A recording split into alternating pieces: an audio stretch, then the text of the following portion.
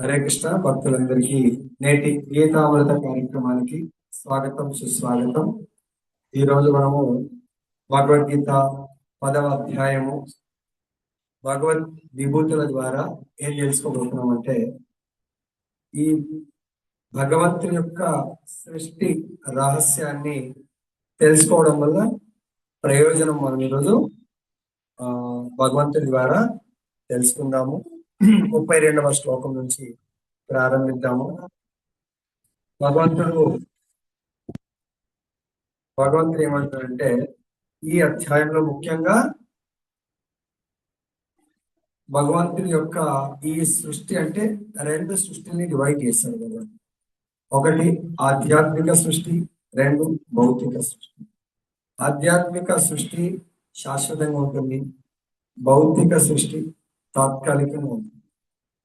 అంటే తాత్కాలికంగా అంటే ఇది టైం ఫ్రేమ్ తో కూడుకున్నది అన్నమాట. భౌతిక సృష్టిలో ప్రతిదీ కూడా కాలంతో కూడుకుంటుంది. కాలంతో పాటు అది ఉద్భవిస్తుంది, ఆరు సృష్టింపబడుతుంది, తర్వాత కాలంతో పాటు అది నశిస్తుంది. సో కాబట్టి ఇక్కడ భగవంతుడు ఏమంటుందంటే, అర్జున సమస్త సృష్టిలకు నేనే ఆది మధ్య అంతము అంటున్నారు. ఇంకా మళ్ళీ ఇక్కడ ఆప్షన్ ఉండదుగా. భగవంతుడు చెప్తున్నాడంటే, ఈ భౌతిక ప్రపంచంలో సృష్టిలో ప్రతి ఒక్కరు భాగమే. భగవత్ సృష్టికి అతిథులు ఎవరు కాదు.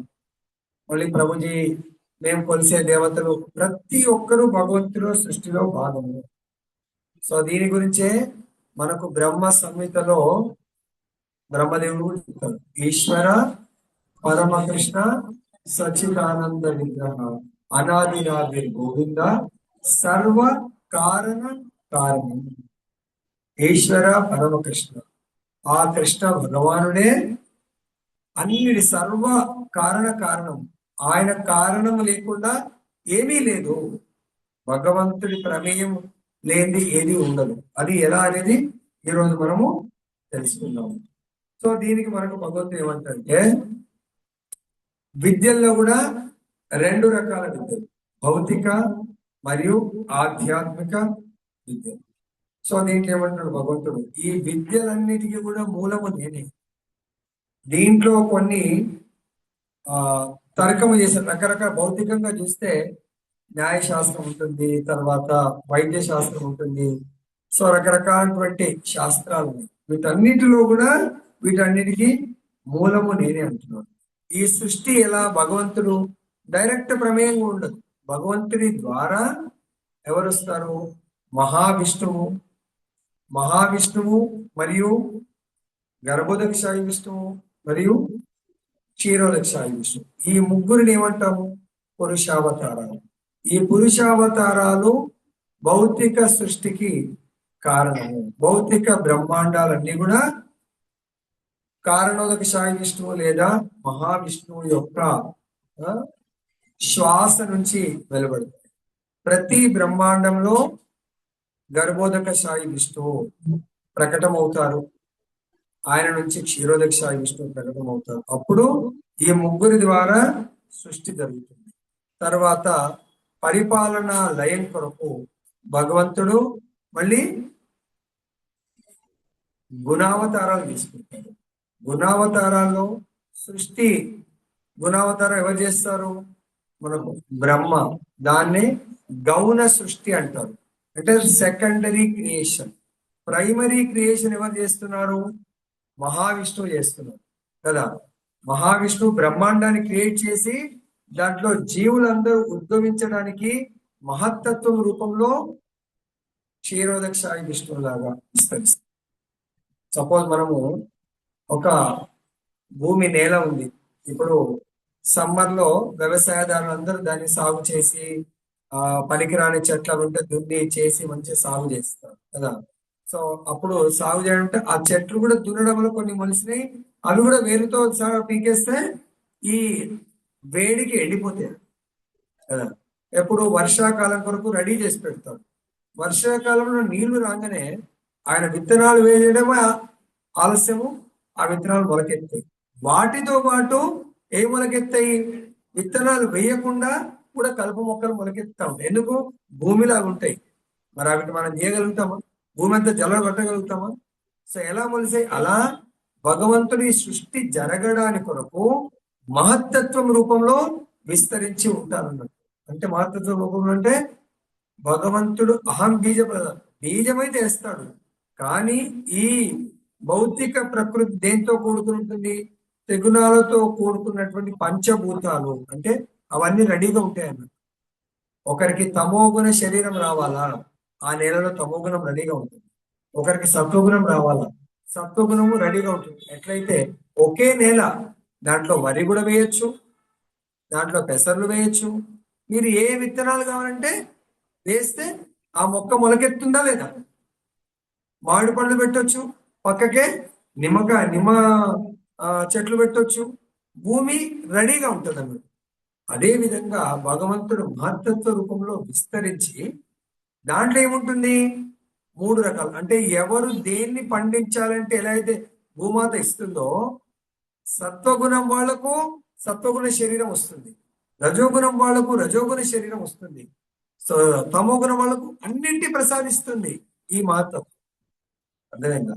సో కాబట్టి ఇక్కడ భగవంతుడు ఆ విధంగా సృష్టి, స్థితి, లయ దీనికి కూడా గుణావతార రూపంలో భగవంతుడు విస్తరించి ఉండడం జరుగుతుంది. సో బ్రహ్మ దేనికి?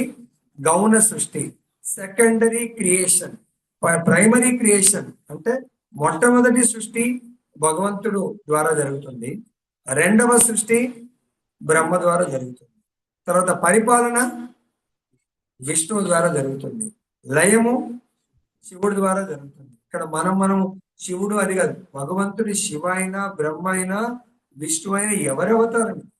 భగవంతుడి యొక్క గుణావతారం అని అర్థం చేసుకోండి. తర్వాత ఏం చెప్తున్నారు? భగవంతుడి విద్య, స్పెషల్ గా ఆధ్యాత్మిక విద్య కొరకు 4 వేదాల రూపంలో విస్తరించారు. తర్వాత వాటి 6 అనుబంధ గ్రంథాలు, వేదాంత సూత్రాలు, తర్క గ్రంథాలు, ధర్మశాస్త్రాలు, పురాణాలు వంటి ఇలా ఎన్నో ఆధ్యాత్మికమైనటువంటి శాస్త్రాలను భగవంతుడు మనకు అందించారు. వాటన్నింటినీ కలిపితే 14 విభాగాలుగా భగవంతుడు వివరించడం జరిగింది. మరి ఈ 14ని మనము చదవగలుగుతామంటే చాలా కష్టం కలిగింది. కాబట్టి వీటన్నిటికీ కూడా ముఖ్యమైనవి వేదాంత సూత్రాల రూపంలో భగవంతుడు వేద వ్యాసం ద్వారా రచించడం జరిగింది.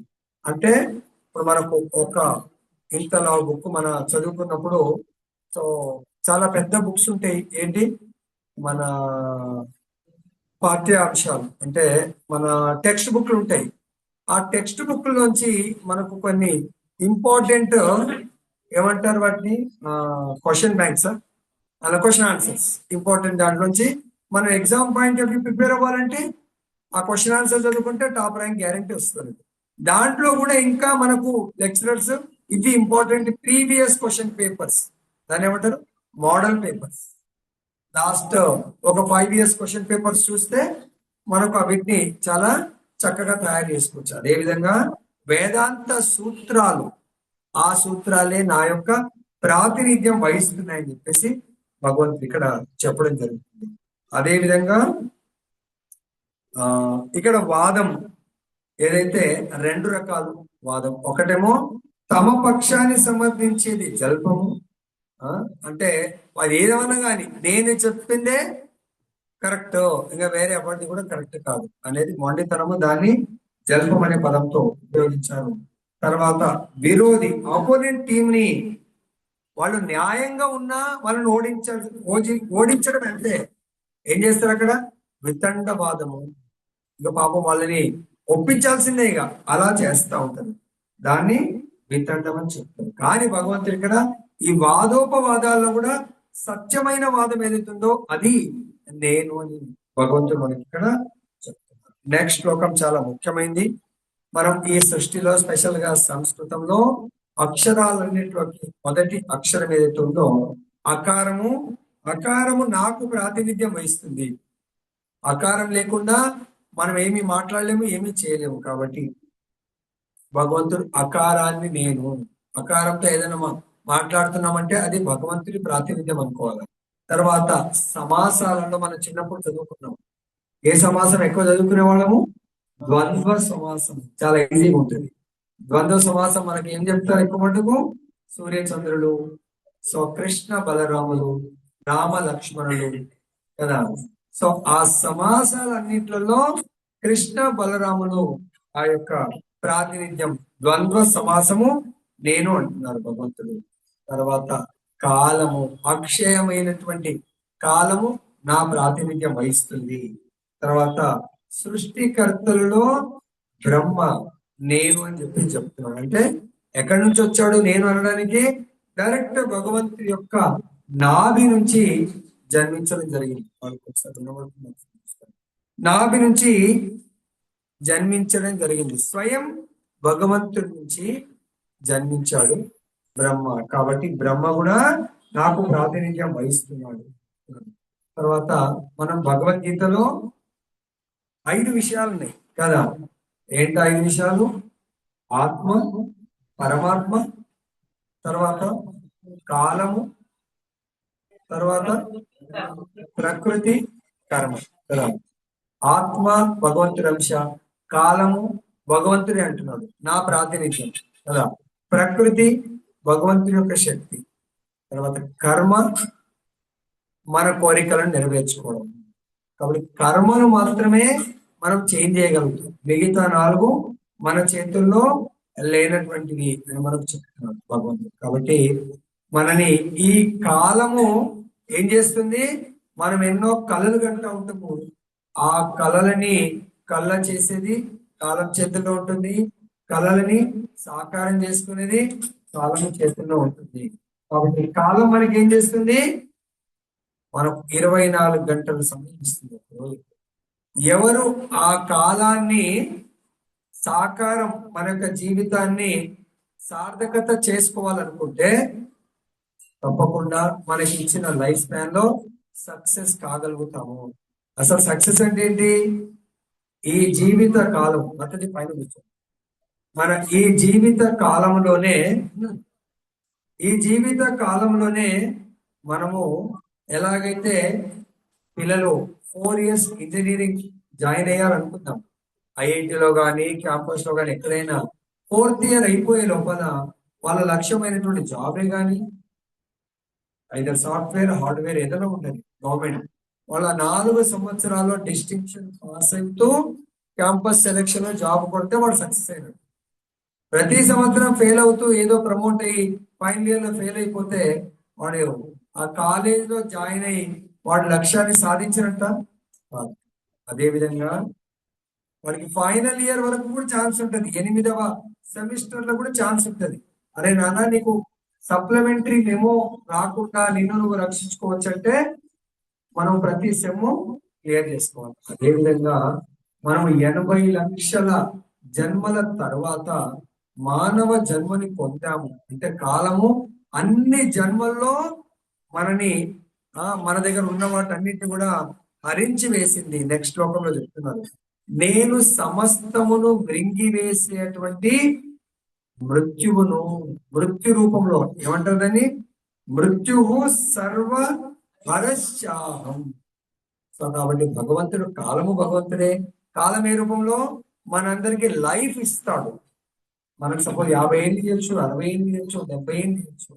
తర్వాత భగవంతుడు ఈ 70 ఏళ్లలో నువ్వు ఎంతో పెద్ద పేక మేడ లాంటి బిల్డింగ్ కట్టుకుంటావు. నీ సంపత్తిని అంతా కూడా 10 బిల్డింగ్లు, 100 ఎకరాలు, లేదా ఏమేమో పెద్ద బిజినెస్, సామ్రాజ్యము, పదవులు, ఇవన్నీ కూడా మనం అన్ని ఏర్పాటు చేసుకుంటాం కదా. కానీ ఏమవుతుంది? మృత్యు రూపంలో భగవంతుడు సర్వాన్ని హరించి వేస్తాడు. ఎవడన్నా ఇప్పటి వరకు మనం చిన్నప్పుడు నేర్చుకున్నాం, కారే రాజులు రాజ్యములు గలగవే అంటే పెద్ద పెద్ద రాజులు, చక్రవర్తి సామ్రాట్లు ఏమయ్యారు? కాలగర్భంలో కలిసిపోయారు. వాళ్ళ ప్రాపర్టీస్ ఉన్నాయా? అన్ని కూడా మంట కలిసిపోయాయి. కేవలము ధర్మాత్ములైనటువంటి రాజుల యొక్క ఆ ధర్మం మిగిలింది. వాళ్ళ యొక్క ధర్మాత్ముడు అంటే ఎవరు? మన మన ఏమంటారు? ధర్మరాజుని ధర్మానికి ప్రతీకగా మనం చెప్పుకుంటాం. రాజ్య పాలనకు రామరాజ్యంగా చెప్పుకుంటాం కదా. దానానికి కర్ణుడిని చెప్పుకుంటాం. అవి మాత్రం మిగిలిపోతాయి. వాళ్ళ రాజ్యాలు ఉంటాయా, రాజ్యాలన్నీ పాసాన్ అయిపోతూ ఉంటాయి, ఏమీ ఉండవు మనం కదా. సో కాబట్టి ఇక్కడ భగవంతుడు మృత్యు రూపంలో మీ దగ్గర ఉన్నదంతా కూడా నేను మృంగివేస్తాను. తర్వాత మళ్ళీ మృత్యు తర్వాత ఏమవుతుంది, మీరు జన్మించబోతారు. జన్మించే ఉత్పత్తికి నేనే కారణమును. ఒక జీవి ఉత్పత్తి అవ్వాలంటే భగవంతుడే కారణం తప్ప ఈ రోజుల్లో సంతానం కలగాలంటే ఏమేమో పూజలు చేసి ఎక్కడెక్కడో పనికెళ్తా ఉంటాం. కానీ భగవంతుడు ఏమంటాడు, నేనే మీ సంతానానికి కారణము, వేరే ఇంకెవరు కారణము కాదు అని చెప్తున్నాడు.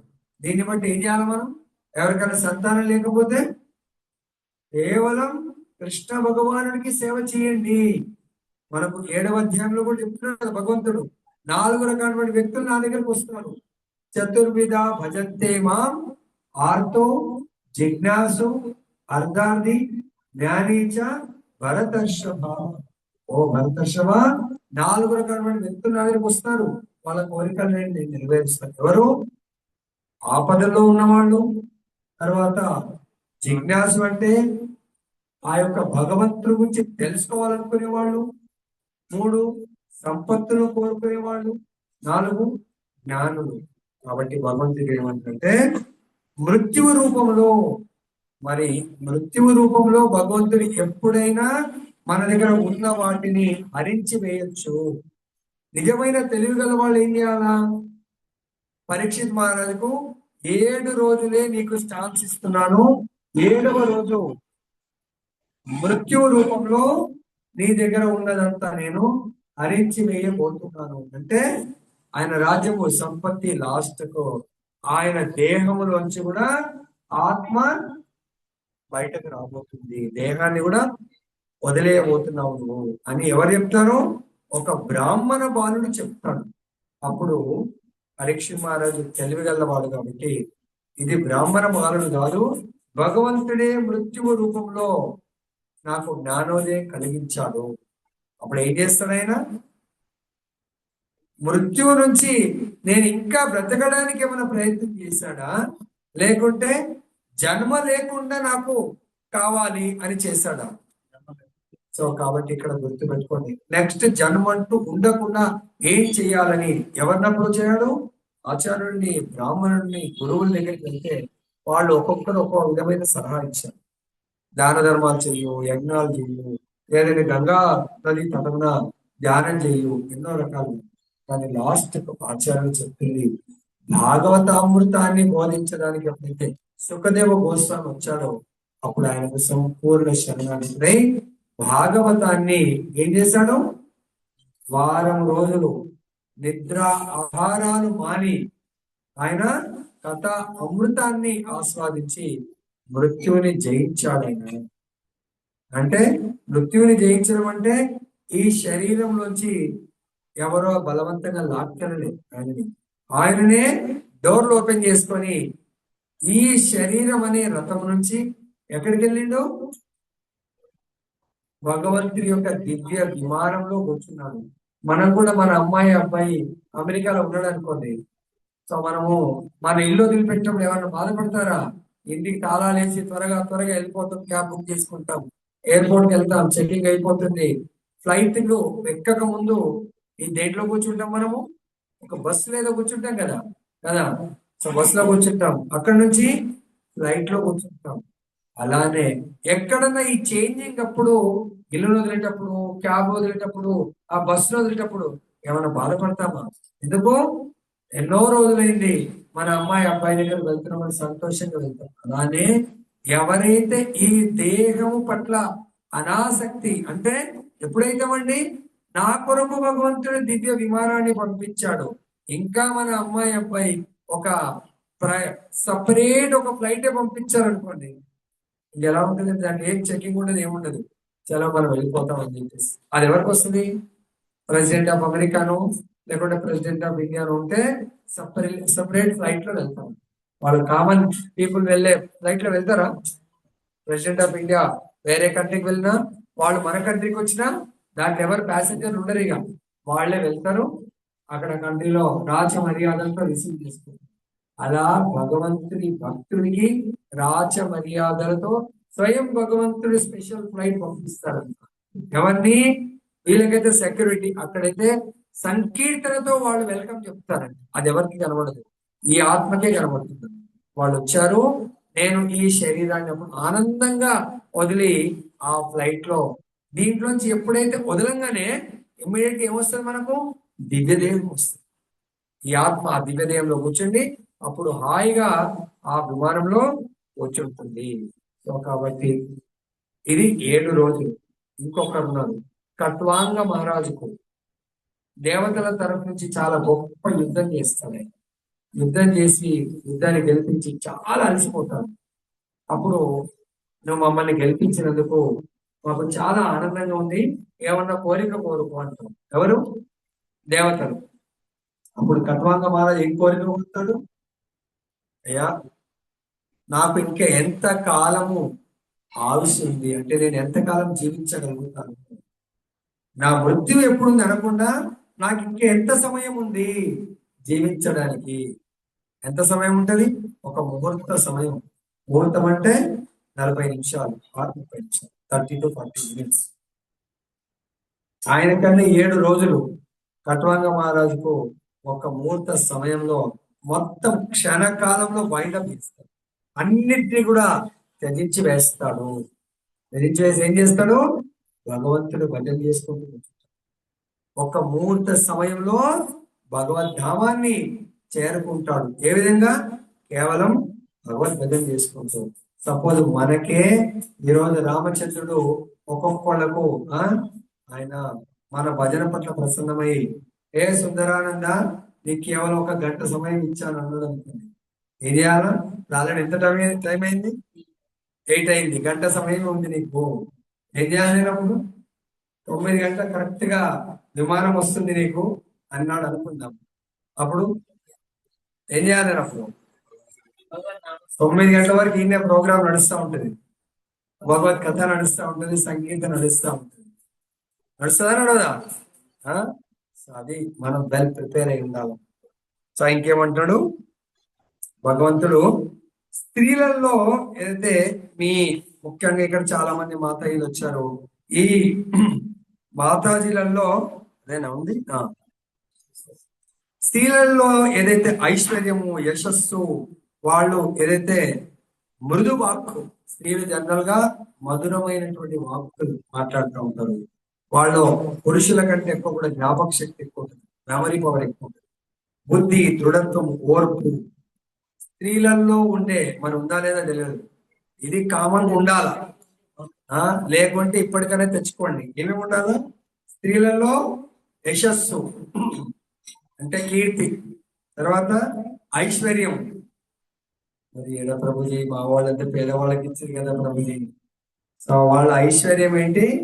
వాళ్ళ యొక్క మంచి మనసే గొప్ప ఐశ్వర్యం. అర్థమైందా? తర్వాత వాళ్ళ ఐశ్వర్యం అంటే ఇవన్నీ మధురమైనటువంటి వాక్కు. వాళ్ళని ఎంత టెన్షన్ కు గురి చేసినా, ఎంత కోపాన్ని తెచ్చినా వాళ్ళ యొక్క వాక్కు మారొద్దండి. అర్థమైందా? ఎలాగైతే మన పుట్టినప్పుడు వచ్చినటువంటి మన లోపల బ్లడ్ గ్రూప్ మారుతుందండి. ఎప్పుడన్నా మారినట్టు చూసారా?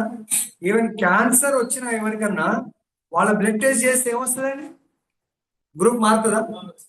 అదే గ్రూప్ ఉంటుంది కదా. అదే విధంగా మీ అందరి లోపల ఈ ఐశ్వర్యం, భగవంతుడు ఎట్లయితే షడైశ్వర్యము, మీ లోపల కూడా 6 రకాలైన ఐశ్వర్యాలు ఉంటాయంట. యశస్సు, ఐశ్వర్యము. ఇప్పటి నుంచి లేకపోతే రఫ్ గా మాట్లాడుంటే మార్చుకోండి, లేకుంటే మీరు ఏదో నామకాస్ అంటే యాక్టింగ్ చేస్తున్నట్టున్నారు. మనోహరమైన అంటే అది బయట సహజ గుణం ఉండాలి. అది ఎట్లయితే ఆత్మ యొక్క సహజ గుణం ఏంటి?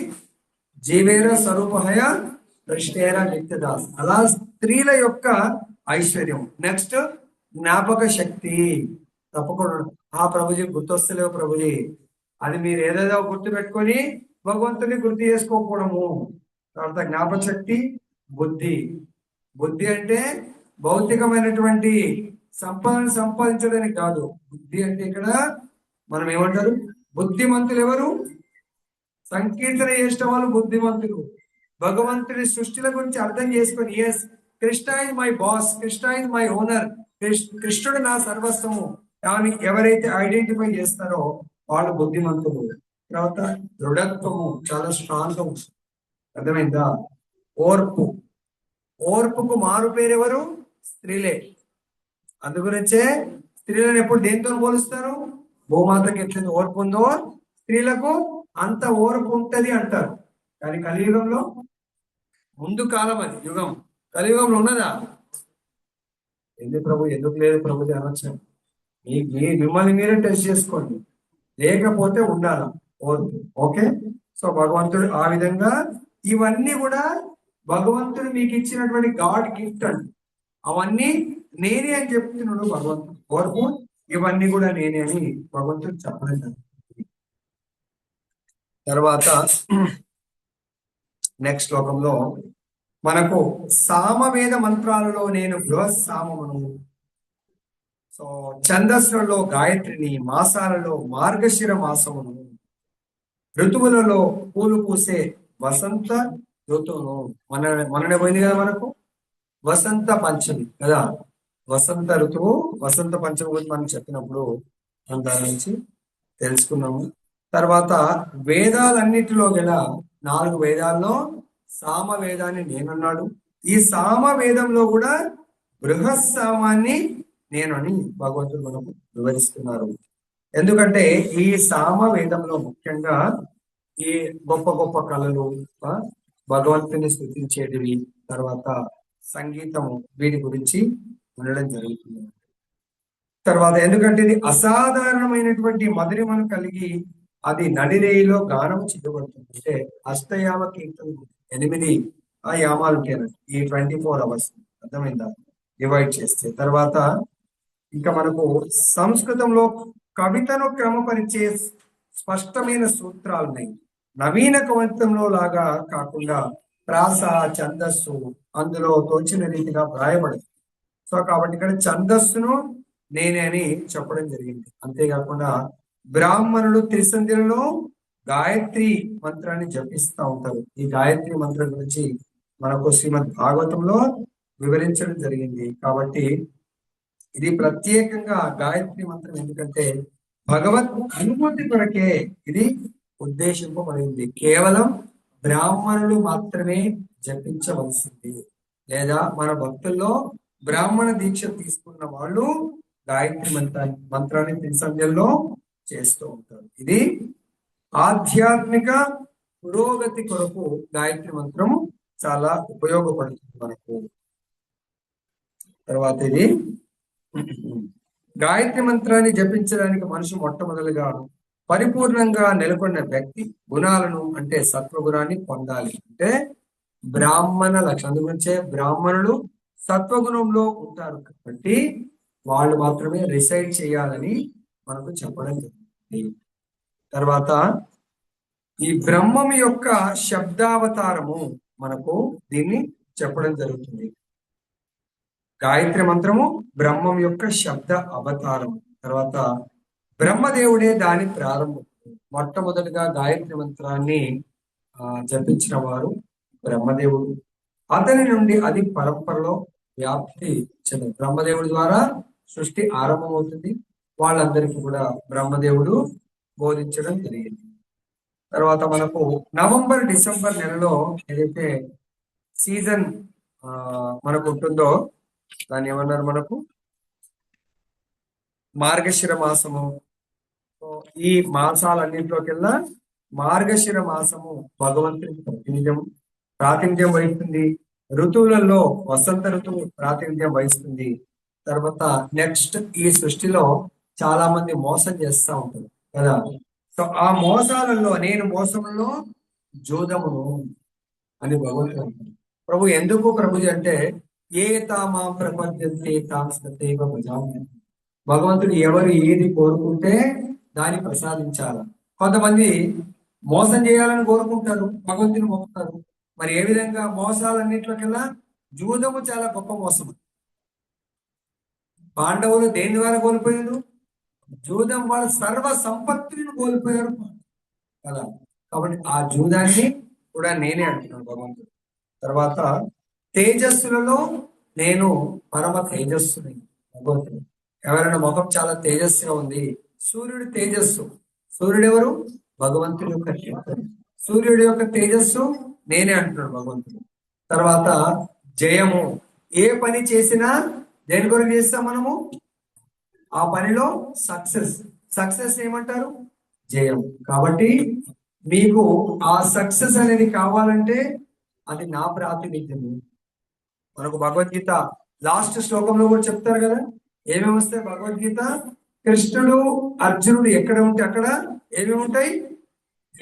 స్త్రీ, విజయము, సంపద, నీటి, అసాధారణమైనటువంటి శక్తి అవి ఉంటాయి అని చెప్తున్నారు. అని ఇక్కడ భగవంతుడు ఏమన్నారు? విజయము నా ప్రాతినిధ్యం అని కదా. మనకి ఏదైనా విజయం కావాలా?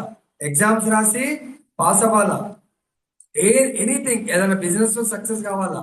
ఏది కావాలన్నా ఏం కావాలా? భగవంతుని ప్రార్థన చేస్తేనే మనం విజయాన్ని పొందగలుగుతాము, లేదా పొందలేము. తర్వాత ఏదైనా సాహస కృత్యము, ఏదైనా ధైర్యం, డేర్ చేయండి ప్రభుజీ, ధైర్యం చేయకపోతే ఏ పని కాదు. ఆ సాహస కృత్యము నేనే అంటున్నాడు భగవంతుడు. కాబట్టి భగవంతుని తలుచుకొని సాహస కృత్యం చేస్తే దాని ద్వారా వచ్చే విజయము భగవంతుడు ఇస్తాడు. ఆ విజయము నా ప్రాతినిధ్యం అని చెప్తున్నాడు. మరి మనము ఏదైనా సాహసం చేయాలా? మరి దానికి సాహసం చేయాలంటే బలం ఉండాలి కదా. మనం బలహీనుడు ఏమన్నా సాహసవంతమైన పని చేయగలుగుతారు? ఎవరితో యుద్ధమే కానీ ఏదైనా ధైర్యంతో పని చేయాలంటే బలం ఉండాలి అంటారు బాబు. బలం లేని వాళ్ళు సాహసం చేస్తారా? ఏం మనతో ఇక్కడ మనం చేయలేము. వారి లోపల బలం కూడా నేనే. ఇక్కడ బలము అన్నాడు, ఎనీథింగ్ బలము మీ దగ్గర, ఆ బలము నేనే అంటాడు. అర్థమైందా ప్రభు? సో కాబట్టి మరి మనకు ఆ విధంగా బుద్ధి బలం, బుద్ధి కూడా నేనే అన్నాడు కదా. బుద్ధి బలం కానీ భుజబలం కానీ కావాలంటే బలము అనే పదానికే భగవంతుడు అండి. మరి ఎవరి ద్వారా బలాన్ని పొందాలా? మనము క్రికెట్ అనుకోండి, బాక్సింగ్ అనుకోండి, ఎనీథింగ్ మీకు బలం కావాలా? మనకు ఏమంటారు? చెస్ ఆడతారు. చెస్ లో ఏ బలం కావాలా? బుద్ధి బలం. బలము నేనే అంటున్నాడు. ఆ భగవంతుని ప్రార్థించండి. పెద్ద పెద్ద మిసైల్ టెస్ట్లు చేస్తా ఉంటాం, అది సక్సెస్ కావాలంటే భగవంతుని ప్రార్థన చేస్తాం. సముద్రం మీద వారధి కట్టడానికి ఏం చేస్తున్నాడు? భగవంతుని యొక్క నామ బలం వల్ల అది వారధిని కట్టడం జరిగింది. ఇవన్నీ కూడా కృష్ణుడికి ప్రాతినిధ్యం వహిస్తున్నాయి. కాబట్టి మన నిజ జీవితంలో ఈ సృష్టిలో ఏది కావాలన్నా ఏం కావాలా? భగవంతుడే కావాలా. భగవంతుడు లేనిది, అరే ఆయన ఎంత బలవంతుడు, ఏం సాహసమైన పని చేసిండు. ఆయన చేసిన ఆ సాహస కృత్యానికి బలము భగవంతుడే. ఆయన ఆ పని చేయడం వల్ల విజయం అది భగవంతుడే. ఆ ప్రభుజీ ఆయన భగవంతుని నమ్మనే నమ్మడు, భగవంతుని నమ్మని వాడు కూడా విజయం వస్తుంది కదా ప్రభుజీ. ఈ జన్మలో మీరు నమ్ముతారా నమ్మరా తర్వాత ఆయన చేసినటువంటి లాస్ట్ లైఫ్ లో చేసిన పుణ్య కర్మ అనుభవించడానికి ఈ జన్మ తీసుకున్నాడు. దాన్ని ఏమంటారు? ప్రారబ్ధ కర్మ. మీకు తెలుసా? అది ఆశ్చర్యం. మీకు తెలుసా? భీష్ముడి యొక్క శరీరము నిండా బాణాలు గుచ్చుకుంటాయి కదా. యుద్ధ భూమిలో బాణాల యొక్క శయ్య మీద పడుకుంటారు. ఎందుకు తెలుసా? అంత గొప్ప మహాత్ముడు, మహాజనకుని కూడా ప్రారంధకరం వదిలిపెట్టినట్టు. దానికి కారణం తెలుసా ఎవరికన్నా? అంతకు ముందు లైఫ్ లో ఆయన ఒక పాముని తీసి ముళ్ళ మీద విసిరి పడేస్తాడు. శరీరం మొత్తం ముళ్ళన్నీ ఇట్లా గుచ్చుకుంటాయి. ఆ ముళ్ళు గుచ్చుకొని శరీరం పాము పామిట పడిపోయింది. మొత్తం ముళ్ళు గుచ్చుకొని రక్తాలు కారుతాయి. మొత్తం పాపం అలా కారికి కదలలేకపోతే, ఎటు కదిలినా ముళ్ళు గుచ్చుతా ఉంటాయి. అలా రక్తము కారి లాస్ట్కి చనిపోతుంది. అంత గొప్ప మహాత్ముని కూడా ఏమైంది? ప్రారంధ కర్మ వదిలిపెట్టదు. కాబట్టి ఈ లైఫ్ లో ప్రారంభకం ఎవరు తప్పించుకోలేరు. కాకపోతే దాన్ని అనుభవించేప్పుడు భగవంతుడి యొక్క నామము, భగవత్ కథ స్మరణ చేయడం వల్ల మనకు సపోజ్ హాస్పిటల్లో పెద్ద సర్జరీ చేస్తాం, ఓపెన్ హార్ట్ సర్జరీ కానీ ఏదైనా పెద్ద సర్జరీ చేయాలనుకుంటాం. ఏమిచ్చి సర్జరీ చేస్తారండి? అనెస్థీషియా ఇచ్చి సర్జరీ చేస్తారు.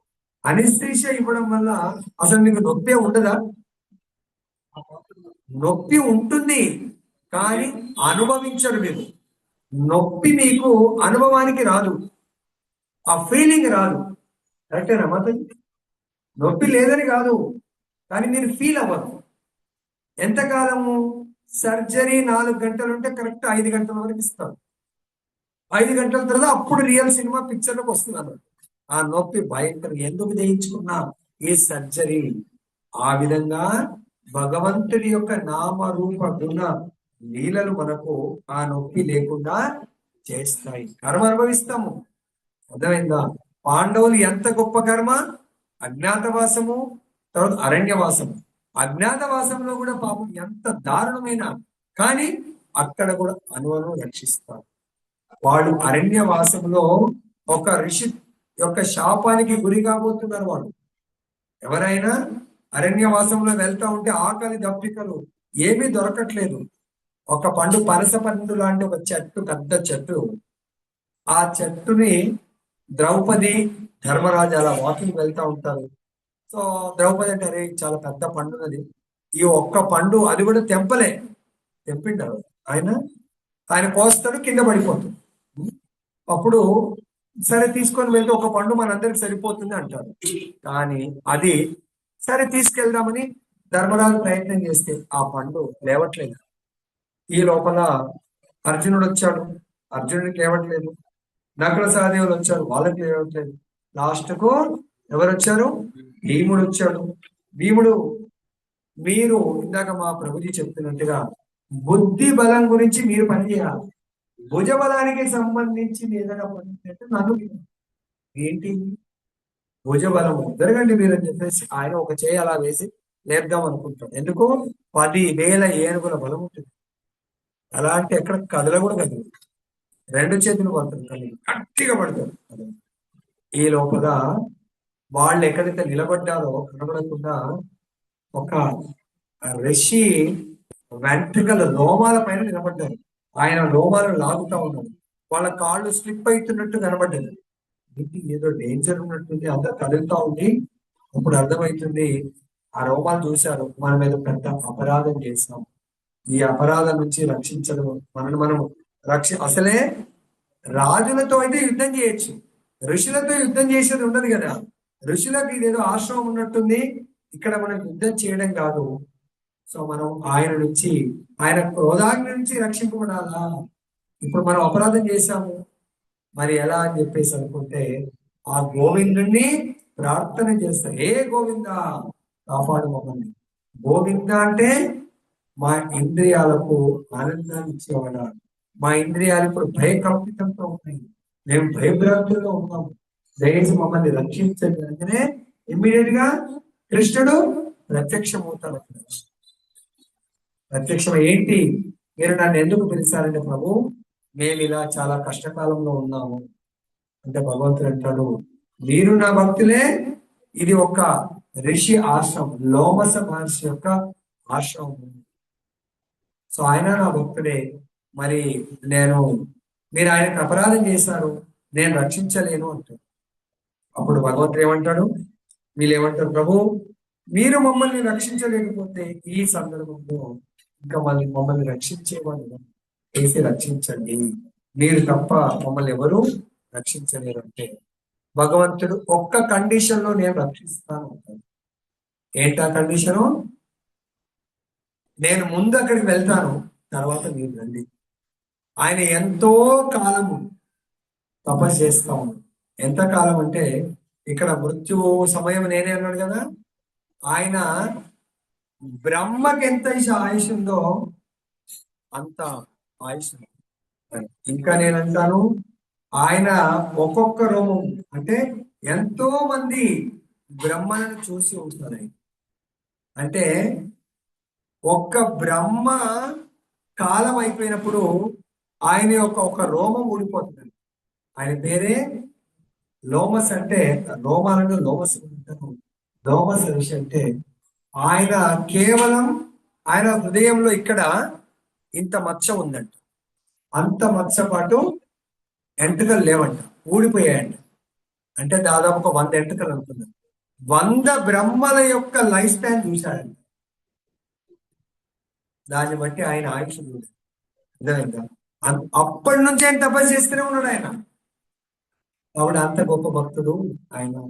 మరి ఏం చేయమంటావు గోవింద జనార్దన్ అంటే, నేను ముందు వెళ్తాను, నేను అక్కడ వెళ్ళిన తర్వాత మీరు రండి. మీరు వచ్చిన తర్వాత నేనేం చేసినా మీరు ఎటువంటి స్పందన ఉండకూడదు, సైలెంట్ గా ఉండాలి, రియాక్షన్ ఉండొద్దు అంట. ఏమంటాడు? రియాక్షన్ ఉండొద్దు అక్కడ. ఓకే ప్రభు అంట. భగవంతుడు ఎప్పుడు కూడా కండిషన్స్ పెడతాడు, దానికి ఒప్పుకోవాలి. అదే వేదాంత సూత్రాలు, భగవద్గీత కూడా కండిషన్స్, వాటిని పాటించండి మీరు ఉద్ధరింపబడతారు. భాగవతం మనకు నేర్పిస్తుంది. వాటిని నెగ్లెక్ట్ చేస్తే మనకే డేంజర్. ప్రభుత్వము కొన్ని రూల్స్ రెగ్యులేషన్ పెడుతుంది. ఎవరి కొరకండి? మన కొరకు. పూర్వ ఒక 50 ఏళ్ల కింద 100 ఏళ్ళకే సిగ్నల్స్ లేవు. కానీ సిగ్నల్స్ ఎవరి కొరకండి? జనాభా పెరగడం వల్ల మన అందరం అవుట్ ఆఫ్ కంట్రోల్ అవుతామని సిగ్నల్స్ పెట్టి ట్రాఫిక్ పోలీసులు పెట్టారు. వాటిని మనం గౌరవించాలా, సిగ్నల్స్ పాటించాలి, మనకే రక్షణ. అర్థమైందా? సో కాబట్టి ఇక్కడ సరే అంటారు. భగవంతుడు ముందు వెళ్ళగానే ఆ లోమస్ ఋషి భగవంతుడికి సాష్టాంగ దండలు ఫామ్ చేసి ఆయన సింహాసనం మీద కూర్చొని పెట్టి సాదర సత్కారాలు చేసి అప్పుడు మెల్లగా వీళ్ళు ఆశ్రమంలో ఎంటర్ అవుతారు. ఎంటర్ కాగానే అప్పుడు కృష్ణుడు ఏమీ చెప్పడు. వాళ్ళు ఎంటర్ కాగానే గబగబా ముందుకు నడుచుకుంటూ వచ్చి సాష్టాంగ దండవత్ ప్రణామం చేస్తారు. ఎవరికి? పాండవులకు. వాళ్ళు ఇంకా ముందే కండిషన్ కదా, ప్రభు చెయ్యకండి అని వాళ్ళు దండవత్ ప్రణామం చేయరు. ఇంకా వాళ్ళు లోపలే ప్రభు మాకు ఇటువంటి సిచ్యువేషన్ పెట్టారేంటి అని వాళ్ళు ప్రణామం చేసుకుంటారు. హృదయస్థ పరమాత్మకు సాష్టాంగ దండవత్ ప్రణామం చేసుకుంటారు హృదయంలో. అప్పుడు ఆయన కృష్ణ పరమాత్మ దండవత్ ప్రణామం చేసి ఆయన కూడా ప్రణామం చేస్తారు. అప్పుడు ఇంట్రడ్యూస్ చేస్తారు, వీళ్ళు నా గొప్ప భక్తులు, ధర్మరాజు, భీముడు, అర్జునుడు అని చెప్పేసి. అప్పుడు ఆయన చాలా భగవంతుని చూడగానే కూల్ అయిపోతాడు. ఆ యొక్క శాపం అనేది కూడా మర్చిపోతాడు. అప్పుడు చెప్తారు, వీళ్ళే నీకు నీ ఆశ్రమంలో కొద్దిగా అపరాధం చేశారు, సో వాళ్ళని మన్నించండి అంటే, ప్రభు మీ దర్శనంతో అన్ని మర్చిపోయాను నేను. వాళ్ళని మన్నించడమే కాకుండా వాళ్ళు ఇలా జూదంలో ఓడిపోయి వాళ్ళు అరణ్యవాసం చేస్తా ఉన్నారు. కాబట్టి ఆ పండు యొక్క గొప్పతనం ఏంటంటే, ఒక్కసారి ఆ పండు తింటే మీకు ఆకలి దప్పికలు వేయమంట. వేచి మీరే పని తింటే ఓకే, కానీ లోపటి నుంచి ఆకలి అనేది కాదండి. 6 నెలలైనా ఆకలి కాదు, సంవత్సరం అయినా కూడా ఆకలి కాదు. అటువంటి గొప్పదనం పండులో ఉంది. వాళ్ళకి అది అవసరం కదా. తపస్సు చేసుకుంటా ఉండే వాళ్ళకు ఇంకా రోజు ఆకలి అవుతా ఉంటే రోజుకు 3 పూటలు ఇక్కడ వెతుకుతారు. ఆయన స్వస్థాలతో ఆ పండుని ప్రసాదంగా ఇప్పించడం జరిగింది. అది భగవంతుడు ఇక్కడ సర్వము నేనే జయమును, నేనే సాహస కృత్యమును, నేనే బలవంతుల బలం. ఎందుకు చెప్తారంటే, సాహస కృత్యం ఒక ఋషి యొక్క ఆశ్రమంలో పండుని తెంపడము బలము. వాళ్ళ బలంతో ప్రయత్నం చేస్తారు వాళ్ళు. వాళ్ళకి ఆ బలం అయిందా? ఆ బలం ఎవరు? భగవంతుడి యొక్క బలము ఋషి ద్వారా. ఋషి అలా తీసిచ్చేస్తాడు. చేయము భగవంతుని కోరుకుంటే ఆపద నుంచి వాళ్ళకు విముక్తి కలిగింది. కాబట్టి ఇక్కడ సర్వం భగవంతుని వేడుకోవాలి మనం. నెక్స్ట్, వృష్ణి వంశీయులలో నేను వాసుదేవుడను, పాండవులలో నేను అర్జునుడను. సరే, అర్జునుడు కూడా అందుగురించి నరనారాయణ. సో అర్జునుడు కూడా భగవంతుని యొక్క అంశం. అర్థమైందా? మునులలో నేను వ్యాసుడను, అందు గురించే వ్యాస భగవాన్ అంటారు. ఆవిడ మునులలో వ్యాస భగవాను నేనే. తర్వాత గొప్ప ఆలోచన పరుడు అంటే గొప్ప కవులు, ఆలోచన పరుడు. దాంట్లో కుశనుడను. కుశనుడు అంటే ఎవరు? శుక్రాచార్యుడు. కుశనుడు అంటే శుక్రాచార్యుడు. చాలా థింక్ చేస్తారు, అడ్వాన్స్ ఆలోచిస్తారు. అందు గురించి ఆయనకి ఏం చెప్తారు బలిచక్రవర్తికి? అడ్వాన్స్ ఆలోచనే ఆయన నీకు నీ ఫ్యూచర్ అంతా నాశనం చేస్తాడు. ఆయనకు దానం ఇవ్వకు నాకు కూడా పర్వాలేదు అని చెప్పేసి ఇస్తాడు. కాబట్టి ఇంకా ఏం చెప్తున్నారు, ధర్మ విరుద్ధతను అణిచే సాధనంలో నేను శిక్షను. కాబట్టి యమధర్మరాజు శిక్ష విధిస్తూ ఉంటాడు కదా, ఆ శిక్షను నేనే. జడ్జి గారు ఆ న్యాయ అన్యాయాలను పరీక్షించి సో న్యాయం ప్రకారం శిక్ష విధిస్తారు కదా, ఆయనకు అందు గురించి అక్కడ జడ్జి ఒకవేళ న్యాయబద్ధమైనటువంటి పనిష్మెంట్ విధిస్తే ఆయనకి ఎటువంటి అపరాధం కానీ దాని వల్ల ఆయనకి ఎటువంటి పాపము రాదు. కొంతమందికి మరణదండ విధించింది అనుకోని ఆ శిక్ష భగవంతుడు ఆయనకేమీ రాదు అని చెప్తున్నారు ఇక్కడ. తర్వాత విజయమును కోరే వారిలో నేను నీతిని. అందుకే లాస్ట్ శ్లోకంలో ఏమన్నారు మనకు, ఎత్ర యోగేశ్వర కృష్ణ ఎత్ర పార్థో ధనుర్ధర తత్ర శ్రీర్ విజయో బుద్ధిర్ ధ్రువ నీతిర్ మతిర్ మమ. విజయమును కోరుకోండి. ఎటువంటి విజయం కావాలా? అన్యాయంతో కూడుకున్న విజయం ఉండొద్దు, ఇతరులను మోసం చేసే విజయం ఉండొద్దు, అది విజయం కాదు. సో నీతితో కోరుకునేటువంటి విజయం, అటువంటి విజయం నీతిని నేను అంటున్నాను. అర్థమైందా? తర్వాత రహస్యములలో నేను మౌనమును. కాబట్టి కొన్ని సందర్భాల్లో మౌనం ఉండాలి. అర్థమైందా? ఏదైనా విషయాన్ని దాచాలంటే మనం మౌనం ఉంటే కదా దాచగలుగుతాం, లేకుంటే రహస్యమే కాదని ఇలా విన్నామా అలా చెప్పేస్తే. కానీ మనవాళ్ళు ఏం చేస్తారు తెలుసా, భగవంతుడి కథ దగ్గర మౌనం ఉంటుంది. భగవంతుడి కథ అందరికి చెప్పేది కాదు ప్రభు, రహస్యం ఉంచాలా ప్రభు, మీరు పంపమంటున్నారు కానీ దాన్ని రహస్యం ఉంచాలా. అది కృష్ణుడు అన్నారు కదా ప్రభుజీ, కృష్ణవేణి మాదే కష్టపడి పాపం రికార్డింగ్ రిలీజ్ చేస్తుంది, మౌనంగా ఉండిపోతాం మనం. అది కాదు అక్కడ. సో ఏదైతే చెప్పకూడని విషయాలు దానివల్ల అనర్థం జరుగుతుంది అనుకోండి, సైలెంట్ అయిపోయిందా. జ్ఞానవంతులలో నేను జ్ఞానమును. ఎవరైనా గొప్ప జ్ఞానవంతులు అనుకోండి, మంచి టాప్. మా ఇప్పుడు ఎవరు స్నేహిత పొద్దున ఈ ప్రోగ్రాం అదే. సో భగవంతుని 4 రకాల్లో ఆమె ఏం కోరుకోబోతుంది, జ్ఞాని, పెద్ద జ్ఞాని అవ్వాలి. జేఈ మెయిన్స్ మంచి సంపాదించి మంచిగా ఐఐటిలో మంచి సీట్ సంపాదించి కథ నడుస్తా ఉంది. ఆమె లోపల జ్ఞానాన్ని పొందుతుంది. ఏ జ్ఞానము? భౌతిక జ్ఞానం పట్ల ఏమీ నష్టం పోదు.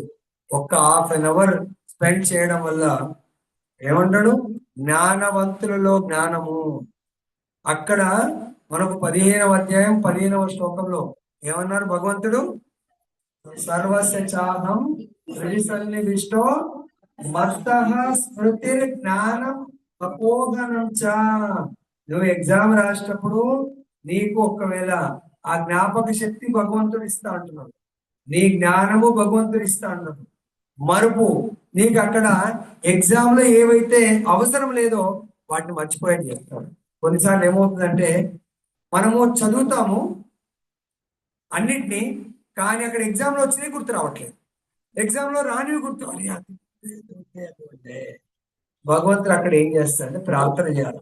ప్రభు, నేను ఇప్పుడు ఎగ్జామ్కి వెళ్తున్నాను, ఎగ్జామ్ లో ఏదైతే అన్ని చదువుకున్నాను కానీ క్వశ్చన్స్ ఏవైతే దిగావో 100% గుర్తు రావాలా, అందులో రాలేవో అవి 100% మర్చిపోయేటట్టు చెయ్యవు. మరుపు అంతే కదా, అవి మర్చిపోతే మిగతాయి గుర్తొచ్చి టక్ రాస్తా ఉంటాం. కాబట్టి భగవంతుడు అనుగురించే జ్ఞానము, స్మృతి, మరుపు ఇవన్నీ కూడా జ్ఞానవంతులలో జ్ఞానము నేనే అంటున్నాను. అందుగురించే మా రేబలి ప్రభు మెమరీ పవర్ ఎక్కువ అని నాది అనుకుంటే పప్పుల కాలేసినట్టే. ఈ యొక్క స్మరణ, స్మృతి, జ్ఞానం ఆ కృష్ణ భగవానుడిది అని మనకు ఎంత ప్రైజ్ అయ్యి, ప్రభు క్షమించండి ప్రభు, ఈ జ్ఞానము నాది కాదు. ఫలానా శ్లోకంలో చెప్తాడు, జ్ఞానవంతులలో జ్ఞానము, భక్తి జ్ఞానం భగవంతుడికి. All glories to assembly devotees అంటారు. ఎవరి గొప్పతనం? హరే కృష్ణ. అదే విధంగా నేనేమన్నా చెప్పానంటే అది గురు రూపంలో ఉన్న కృష్ణుడికి, కృష్ణ రూపంలో ఉన్న కృష్ణుడికి అది క్రెడిట్ అని చెప్పాలి. లాస్ట్ ఇంకా దగ్గరకు వచ్చాము. ఓ అర్జున, నేను సకల జీవుల ఉత్పత్తి కారక బీజమును, కదిలేది లేదా కదలినది అయిన ఏ జీవి అయినా నేను లేకుండా స్థితిని కలిగి ఉండదు. చూడండి అమ్మా, ఎంత క్లారిటీ ఇస్తున్నాడు. ఈ మొత్తం 14 లోకాలు కాదు కదా, మొత్తం బ్రహ్మాండంలోనే కదిలి, moving, non moving, living, non living, నేను లేకుండా ఏదీ లేదు. అణువులో నేను ఉన్నాను. నేను లేకుండా ఏమీ లేదు. ప్లస్ ఎవరికన్నా ఉత్పత్తి సంతానం కలగాల, మనుషులకే కాదు, ఎనీ జీవి సంతానము కావాలంటే దానికి కారణము దాంట్లో బీజాన్ని వేసేది భగవంతుడు. ఏ రూపంలో వస్తుందంట బీజం? మరి భగవంతుడు ఏ రూపంలో చేస్తాడు? వర్షాధారాల రూపంలో ఆత్మ దేంట్లోకి ఎంటర్ అవుతుంది? సీడ్ లోకి, ఆహార ధాన్యంలోకి ఎంటర్ అవుతుంది. ఏ ఆహారం అయితే పురుషుడు స్వీకరిస్తాడో ఆ పురుషుడి ద్వారా స్త్రీ యోనిలోకి ఎంటర్ అవుతుంది. అది ఆత్మ. మళ్ళీ స్త్రీ శరీరము ఒక భౌతిక దేహాన్ని ఇవ్వడానికి కొరకు భగవంతుడు ఏం ఏర్పాటు చేశాడు? స్త్రీలలో గర్భాశయాన్ని ఏర్పాటు చేస్తాడు. అది కదా, ఎవరైనా తయారు చేశారు? అది భగవంతుడు ఉత్పత్తి అక్కడ తయారవుతుంది. కాబట్టి అది నేనే అంటున్నాడు. గర్భాశయం ఉంది, భగవంతుడు బీజమే పంపలేను అనుకోండి, అవుతుందా? ఎంతో లక్షల కోట్ల మంది కూడా సంతానం లేని వాళ్ళు ఉన్నారు, లేదా? ఎన్నో ప్రయత్నాలు చేశారు, ఎన్నో డబ్బులు ఖర్చు పెట్టారు, సంతానము కలగదు. లాస్ట్ ఇంకేం చెప్పింది? ఓ క్షత్రింజయుడా, నా దివ్య రూపములకు అంతము లేదు. నేను నీకు చెప్పిందంతా నా అనంతమైన విభూతులు కేవలము సూచన మాత్రమే, చాలా చాలా తక్కువ. అది కొన్ని ఇంపార్టెంట్ మాత్రమే నేను చెప్తాను. తర్వాత సంపన్నములైనవి, సుందరమైనవి, మహిమ కలిగినవి అయిన సమస్త సృష్టులు కేవలము నా తేజస్సు యొక్క అంశ నుండి ఉద్భవించినవి. ఈ సృష్టిలో మీరు ఏదన్నా చూస్తూ ఉంటే తేజస్సు, ఎనీథింగ్, ఆ క్రెడిట్ భగవంతుడికి ఇవ్వండి. అర్థమైందా? ఈ డిజైన్ చాలా బాగా చేశారండి. ఈ డిజైన్ చేయడానికి ఏ డిజైనర్ ఉన్నాడో ఆ డిజైనర్ లోపల బుద్ధి భగవంతుడు. కొంతమంది చాలా మేస్త్రి బాగా కడతారు, ఆయన లోపల కట్టే కళ భగవంతుడికి మనం ఇవ్వాలి. తర్వాత అర్జున, ఈ సమస్త జ్ఞానం యొక్క అవసరం ఏమున్నది? నా ఒక్క అంశ మాత్రం చేతనే ఈ సమస్త విశ్వము వ్యాపించి ఉంది అని భగవంతుడు చెప్తున్నాడు. ఇవన్నీ వినడం వల్ల మనకేంటి లాభము అని మనం అనుకుంటే, ఇక్కడ ఏమంటుందంటే, కృష్ణ శక్తి విభూతులు విస్తారాల వివిధ వర్ణనలను మనిషి పూర్తిగా అధ్యయనం చేస్తే, శ్రవణం చేస్తే శ్రీకృష్ణ భగవానుడి స్థితిని నిస్సందేహంగా అర్థము చేసుకోగలిగి క్రమము తప్పకుండా కృష్ణ అర్చనలో తన మనస్సును స్థిరముగా నిలుపగలుగుతాడు. భగవంతుడు తన పాక్షిక విస్తారం ద్వారా, అంటే సమస్తములో ప్రవేశించే పరమాత్మని రూపంలో సర్వవ్యాపి అయి ఉంటాడు. సో అందుకే విశుద్ధ భక్తులు పూర్ణ భక్తితో కృష్ణ భక్తి భావంలో తన మనస్సును లగ్నం చేస్తారు కనుక వారు సదా దివ్య స్థితిలోనే నెలకొని ఉంటారు. కాబట్టి మనందరం ఇది తెలుసుకోవడం వల్ల లాభం ఏంటంటే, నిత్య నిరంతరము కృష్ణుడి యొక్క నామరూప గుణ లీలలను శ్రవణ కీర్తనలు చేస్తూ, స్మరణం చేస్తూ, లాస్ట్ ఏంటి? ఫిఫ్త్ ఏంటి? అర్చన కదా. పాదసేవనము, అర్చనము. భగవంతుడి యొక్క అర్చన చేసే అవకాశం ఉంటుంది. ఎవరైతే ఈ విధంగా భగవద్భక్తి చేస్తారో వాళ్ళు దేనికి ప్రమోట్ అవుతారు?